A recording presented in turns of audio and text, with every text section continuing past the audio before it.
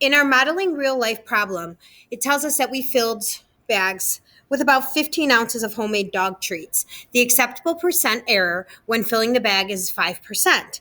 Tell whether each bag is acceptable. So on the left-hand side, we see that we filled bag A with 15 ounces and bag B we filled with 16.5 ounces.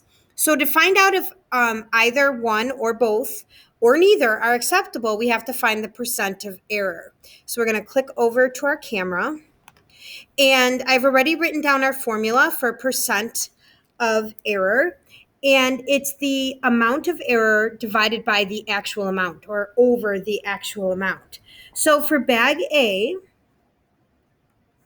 our amount of error, well, we're supposed to fill it for 16, but we filled it up only 15 ounces. So it would be 16 minus 15 all over the actual amount, which would be 16.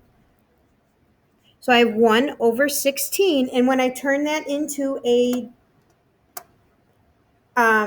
sorry, I did the wrong 1 divided by 16, I get 0.0625 for decimal, and then we move it 2 spaces to the right, and we get 6.25% error, which is over 5%. So this bag here is not acceptable. Bag A is not an acceptable amount of error. In bag B, to find our amount of error, we do the 16.5, always bigger number minus smaller. So 16.5 minus the 16 all over the actual amount, which is the 16.